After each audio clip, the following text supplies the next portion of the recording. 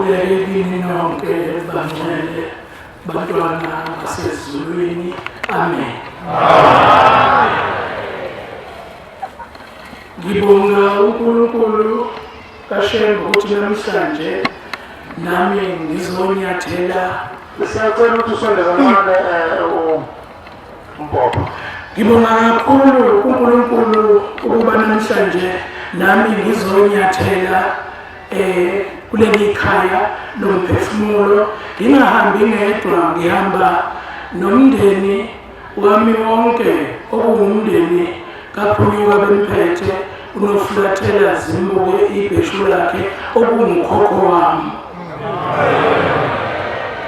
Ngiphinde ngihamba nengxenye kakhokho wami uSheshi Street, umgwaqo omkhulu obheke ezulwini, nayo ikhona ingxenye yakhe esihamba nayo, siphethe izinkuleko eziwu-7 ukuba sizokwazi ukuthi abakosothole sizobethula imithwalo abayithwele, nokungcola kwasemhlabeni nezono nokulingwa konke, ngoba konke abakuthwele sikuthwele nathi.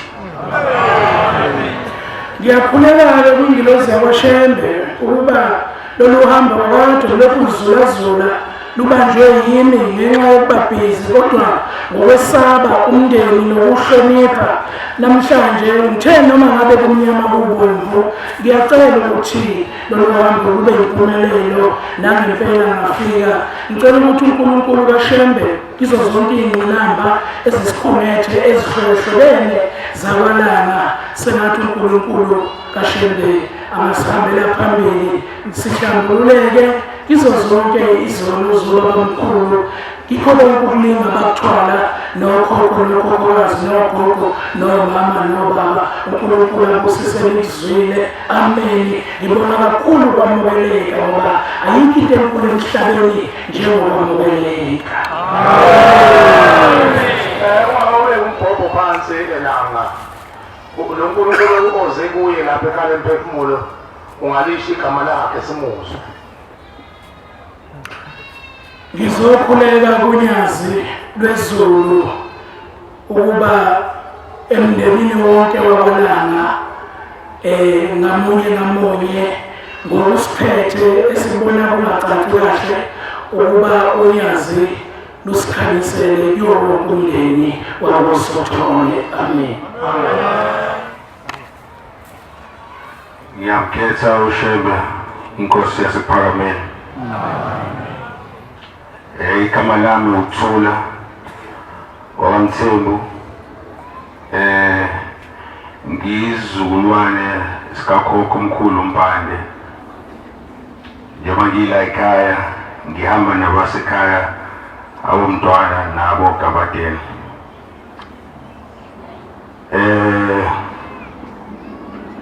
Ngingafika la ekhaya ngiqala namhlanje, ngithunywe yibona okhokho ukuthi ngize la ekhaya. Mina ngokusebenza ngihlala phesheya, kodwa ekhaya isemagcikane bathenjini waSomomo. La ngihlala khona ngisebenzele e-Atlanta e-America naseFlorida.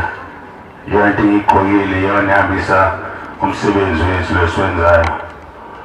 Bengiphila khona, ngihlala konke kuhlangane kwenzeka kahle.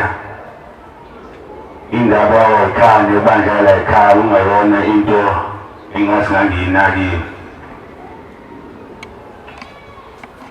Uma uzalayo wakhothama ngoDisemba, sathi simfihlile kadinga ukuthi ngiphindele ngale phesheya ngoba nginomsebenzi. Ngabe sengibukayo futhi ngo-April sengitsheniwe endleleni ukuthi kufuneka ngize la ekhaya. Ngeke ngafika la ekhaya nomfowethu omncane ade ufunda eSingapore. Wanenkinga yena ngokuthi angase contact wakuyena engaphilile. Sathi sifika la ekhaya, seza kwababa la ekhaya, umshumayeli uMathiyena, umshumayeli wakuSimamani.